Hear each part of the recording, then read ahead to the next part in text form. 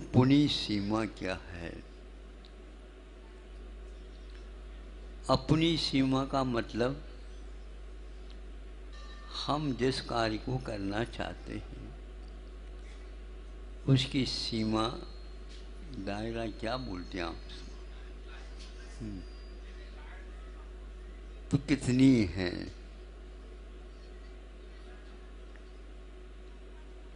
उतने में ही हम अपना कर्तव्य का निर्वाह कर सकते हैं।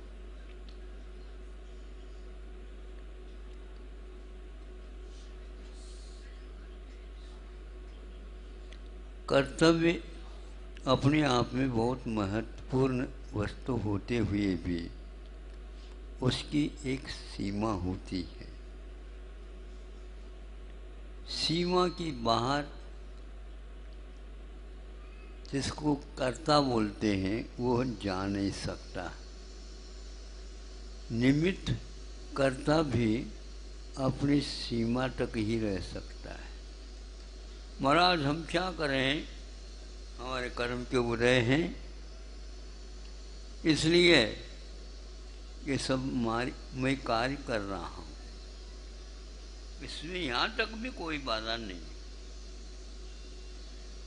महाराज हमारे कर्म का उदय है इसलिए सब हो रहा है, अच्छी बात है। मतलब वह ये कहना चाह रहा है कि मैं कुछ नहीं कर रहा हूँ, नहीं समझे, हो रहा, अच्छी बात है, ऐसा कर लो।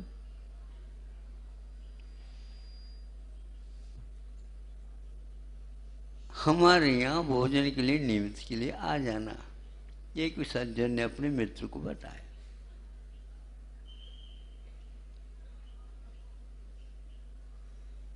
वो गया। क्यों? हमारे कहने से आए हो या अपने आप आना था, वो आ गए हो? यूँ कहना चाहिए था कि हमारा यहाँ आना था, आपका बुला हुआ जो है ना, ये आपका होना था। दोनों घटाया, हमारा तो आना होना था और आपका बुला हुआ होना था, दोनों का मिल गया मेल, तो हम यहाँ पर आ गए। हम नहीं आए, मतलब ये सब हो रहा है, बहुत अच्छी बात है। फिर इसके उपरांत परोस करके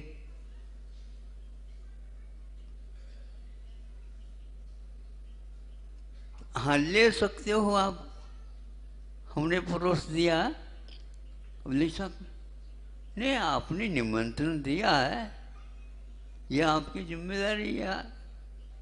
ये जो होगा तो वो होगा, भोजन होगा हो तो यहाँ तक आपने बुलाया है तो होना था, होगा।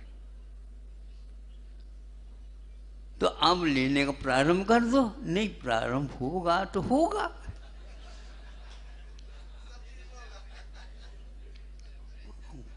करने की तो बात है ही नहीं। फिर वो सोचता निमंत्रण वाला, जो जिसने निमंत्रण दिया है, ये अच्छा नहीं, चलो कोई बात नहीं, हमारे कहने से आप आए हो, हमारे अतिथि हो, इसलिए हमारा कर्तव्य है। क्या कहा? मतलब हमारा ये कर्तव्य है कि निमंत्रण आपको दिया है, थाली परोस दे, यदि इसके उपरांत भी यदि हमारा कार्य और शेष रह गया तो ग्रास तोड़ देते हम, तोड़ करके अब तो ले लो। हाँ हाँ ठीक है, ये लेना हो तो ले, हो जाएगा। आप क्यों परिश्रम कर रहे हो? नहीं, परिश्रम तो यहाँ तक तो किया, तो जितना करना हो तो कर लो, जितना होगा होगा होगा। तो मुंह में उन्होंने लेकिन अब मुंह खोले तभी।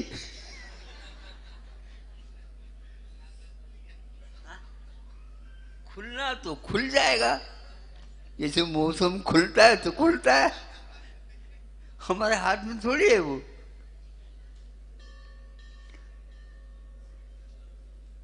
मुंह खोल करके उनके लिए दे दिया।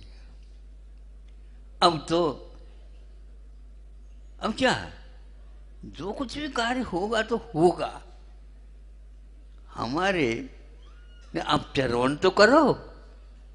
आप सुन रहे हैं कि नहीं? हाँ, सुबह से लेकर शाम तक जो है आप लोग क्या करने योग्य है, किसकी कितनी सीमा है, अवधि है, ये सब समझना चाहिए। अब चरवण करना हो तो होगा, नहीं तो नहीं होगा, बिल्कुल पक्का। मुंह से लिया। अब चरवण तो आपको करना होगा। नहीं, चरवण मेरा काम है ही नहीं, दांतों का काम है। अब दांत मेरे हैं ही नहीं। मैं चाहता हूं दांत तो बने रहे, लेकिन वो चले गए। जाना तो जा गए।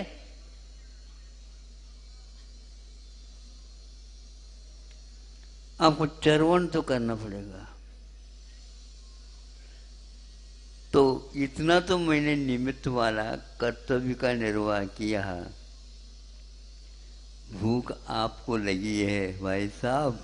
नहीं समझे? नहीं समझे? इसके आगे मैं मुंह चलाऊं और ये ग्रास जो है आपके पेट में चला जाए, ऐसा नहीं। आप लोगों का क्या सोचना था? मैं कम से कम ये इतनी संपदा मेरी इस कार्य में लग जाए, लग जाए तो लग जाए, लेकिन उसके अब तो आप चरवण कर लो। आप मेरे ऊपर विश्वास करो, वो चरवण होगा तो ही होगा। तो आप प्रयास तो करो। तो आपका प्रयास और मेरा प्रयास बात एक ही है। आपने कर दिया, आपका दायित्व हो गया।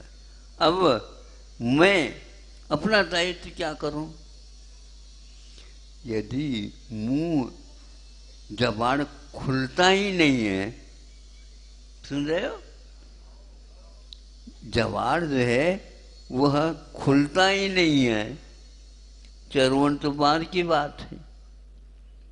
क्योंकि नीचे ऊपर नीचे ऊपर नीचे ऊपर जब तक जवाड़ नहीं होगा तब तक तो ये कार्य होना है ही नहीं। और यह कार्य मुख में जो योग्यता है उसी के अनुसार। मुख तो है, जवाड़ भी है, दांत भी हैं, भूख भी है, सब कुछ है, लेकिन होगा कैसे? हर कर्तव्य में, हर कार्य में निमित्त और उपादान दो होते हुए भी निमित्त की भी एक अपनी सीमा होती है। यदि यह निमित्त कर्ता को बोध न हो तो रात दिन रोता रहेगा, कार्य होगा भी नहीं। और निमित्त करता है, यदि जब तक कार्य करता है सीमा के अनुसार कार्य होता है तो देखो मैंने किया हो। यदि किया है तो कल भी कर लेना। बस आप बोलना चाहते हैं, कभी कभी आपके मुख से शुद्धि बोलते हैं, लेकिन थोड़ी सी गलती निकलती है। उस गलती को देख करके हम आपको डांटे, ये भी ठीक नहीं है, और वहाँ से चले भी जाएं, ये भी ठीक नहीं। नहीं समझे? इतने सारे सारे निमित्त जुट गए हैं और कहाँ जोड़ना है। ठीक है, निमित्त कर्ता को भी निमित्त के साथ ही समझना चाहिए। आप ग्रास बना करके उनके हाथ में तो दे सकते हो, यहाँ तक तो है, क्योंकि आचार्यों ने कहा आप स्वयं के हाथ से ग्रास मोड़ करके थाली में रखा, ऐसा नहीं। आप क्षुल्लक जी नहीं, क्षुल्लक जी के हाथ में पात्र देते हैं, उसमें डाल दिया जाता, आप वो अपने आप हाथ में लेता हो चला जाता। लेकिन अपने यहाँ कर पात्र में वो देगा तो लेंगे, शुद्धि बुलवाएंगे, और थाली लेकर खड़ा है, ले लो महाराज, क्यों है? अब लेकर के तो आए, इसीलिए तो लाए ना महाराज, हम अच्छे ढंग से भर करके ले आए, दोनों हाथ से पकड़ रखा थाली, कोई गिर न जाए, आप ले लो। नहीं, एक एक ग्रास, लेकिन स्वयं के हाथ में वो लेगा, अपने हाथ से नहीं लेगा, वो अपने हाथ से देगा तो लेगा अपने हाथ में। अब महाराज हमने ग्रास दिया है, हम संशोधन करेंगे, तुम अपने थाली तक तो संशोधन करो। अब संशोधन तो होगा, वो अपने अनुरूप होगा, हम अपने संशोधन करेंगे। फिर इसके उपरांत हाथ यदि नहीं उठा, हाँ? हाथ यदि नहीं उठा तो जैसे छोटे बच्चों को दिया जाता है वैसे दूसरा कोई दे दे, नहीं। अब यहाँ तक निमित्त का कार्य पूर्ण हुआ। जो जैसे योग्यता के अनुसार आपने निमंत्रण दिया, निमंत्रण के योग्य कोई होता तो वह जाएगा, हमें निमंत्रण आप देंगे तो हम आ नहीं सकते, और हम बता करके तो आ नहीं सकते। लेकिन महाराज आगम में जैसा बताया उसके अनुसार तो आप आ सकते हो, हाँ उसमें तो आएंगे। महाराज आपको मेरे आंगन तक तो आने के लिए आज्ञा दी है, हाँ बिल्कुल ठीक। दूसरे के आंगन में मत जाओ, ये भी लिखा उसमें। हाँ, ये निमित्त सारे सारे तीर्थंकरों ने भी पाला। तीर्थंकरों ने कहीं गए ने को कैसे नहीं, आगम के अनुकूल ही उन्होंने स्वयं को दीक्षित किया है। किसी से दीक्षित नहीं हुए, लेकिन आगम के विपरीत उनकी कोई एक भी चर्या नहीं होती। 6-6 महीने के लिए उपवास संकल्प लिए, आगम के अनुरूप लिए। किसी ने कहा था उनको नहीं, तो आगम में क्या लिखा है? ये लिखा, ये तो सूत्र ज्ञान के द्वारा उन्होंने जान लिया। सारे सारे विधिवत निमित्त के अनुसार, उपाधि ज्ञान का अनुसार अपनी अपनी सीमाएं हैं, और बिना भूख लगे उठते भी नहीं। ये संज्ञा का निमित्त मिलना अनिवार्य है। इच्छा हुई भोजन की तो उठते हैं, यदि इच्छा नहीं हो तो नहीं उठते, चाहे बड़े बड़े तीर्थंकर भी क्यों ना हो। आश्चर्य होता है। यह परोक्ष रूप में लिखा हुआ ग्रंथ आज भी हम लोगों के लिए आईना जिसको बोलते हैं, दर्पण का काम कर रहा है।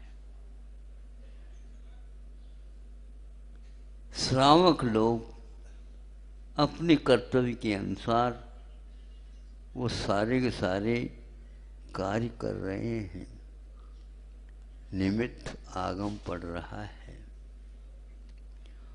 करोड़ों वर्ष व्यतीत हो गए हैं, आगे भी इसी प्रकार की यह पद्धति मोक्ष मार्ग की ये चलेगी, आज तक चलती हुई आई। जो आगमानुकूल चला उसकी तो कर्म निद्रा होती है, और जो आगम के अनुसार नहीं चला तो उसकी भावना के ऊपर इतना तो हम कह सकते हैं, यदि विपरीत जानबूझ करके चला, कर्म की निर्जरा न होकर और विशेष अशुभ बंध उसको होगा। अब ये किसने लिखा? तीन संकल्प तो चले गए, आगम में लिखा हुआ, जानबूझ करके हमने अपनी तरफ से लगाया तो कर्म बंद हुआ, और ऐसा बंद हुआ जो अनंत संसार का कारण हुआ। इस आगम में लिखा इसलिए हुआ कर्म बंद नहीं, कर्म बंद के कारण तो आपने जानबूझ करके विपरीत कर लिया, इसलिए आपको बंद होगा। यह जो कर्म बंधता है यह आपके परिणामों के ऊपर आधारित, तो इतना निमित्त नैमित्तिक संबंध होता है। आपका परिणाम यदि बिगड़ा नहीं तो वहाँ पर भी बिगड़ेगा नहीं पेपर, और आपके पेपर यदि बिगड़ गया तो उस समय कहीं अन्यत्र गए होंगे आप। आपने लिखा नहीं तो ये आपका दोष माना जाएगा।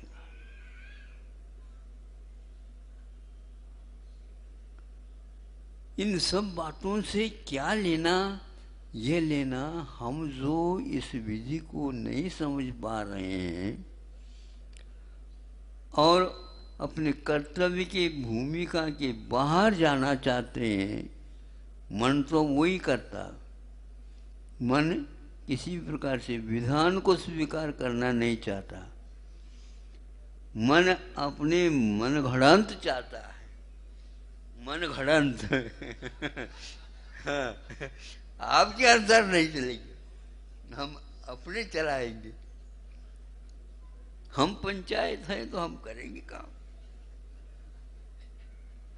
पंचायत तो आप, इसमें कोई संदेह नहीं, लेकिन जनता कहती है आपकी बात हम तभी तक मानेंगे जब इधर उधर की पंचायत नहीं करेंगे।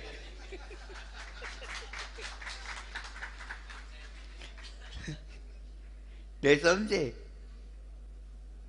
आप अपनी पंचायत करोगे तो जनता कहती कि करते रहो घर ही, घर में, हमारे कुटिया में मत आओ, और आपके महाप्रसाद में आने की मुझे कोई आवश्यकता नहीं। ध्यान रखना, एक दिन जनता यदि निर्णय ले ले, वहां जाना नहीं, वो तो नहीं पहुंचना है, हाथ जोड़ करके आना पड़ेगा पंचायत को, यदि चाहता है तो। इसलिए बड़ा अद्भुत सा लगता है। इसमें अरहंत परमेश्वरी अपने समय पर योग्य जनता के योग्य बोध भी देते हैं। यदि आप घर छोड़ करके वहाँ समूचरण नहीं जानते तो वो हाथ जोड़ करके आपके पास नहीं आएंगे। गंधर्व परमेश्वरी भी यदि बोलना नहीं चाहेंगे तो जबरदस्ती नहीं बुलवा सकते हैं, क्योंकि उनका वो कर्तव्य जाने, हमारा अपना कर्तव्य जाने। और इसी बीच में यदि समय हो गया, 3-4 बार होते हैं, बाकी बात नहीं है, थोड़े ठहरो, थोड़ा ठहरो, अब ठहरने पर कुछ नहीं, समय आ गया और वो समूह शरण को बिखेर करके मतलब वहाँ पर उसको निकल जाता है और वो दोबारा समूह चरण में नहीं जाते। उपदेश देने के लिए वो भाव जो करते हैं समय पर, अब वह नहीं करेंगे तो दोबारा कुबेर के माध्यम से समूह चरण की वहाँ पर रचना नहीं होगी। समझ लो, निमावर के प्रबंधकों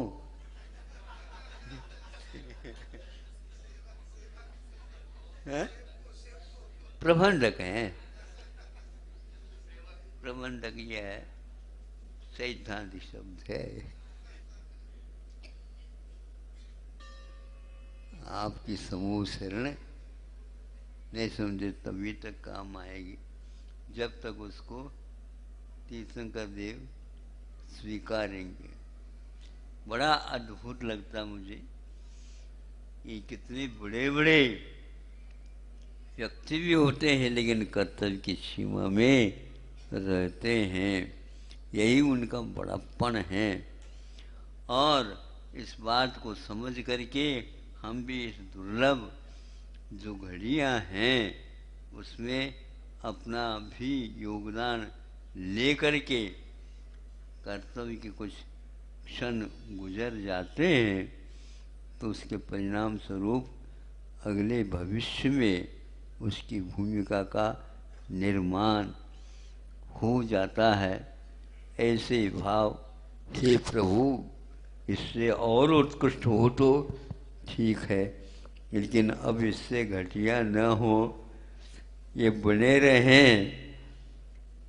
निमित्त भी जो मिला है वह समय पर अपना काम करेगा ही और उसके निमित्त से हम अपने अच्छे कर्तव्य करके कर्तव्य की भूमिका हम निभा सके, निभा लें, इतना ही वांछा है।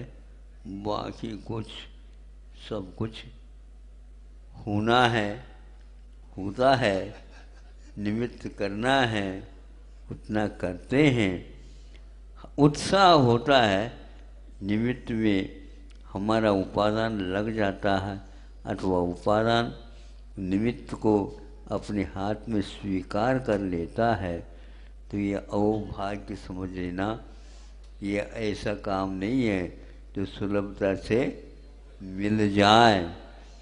अहोभाग्य है, महाभाग्य है, लेकिन सौभाग्य है। अहिंसा परमो धर्म की। आचार्य भगवान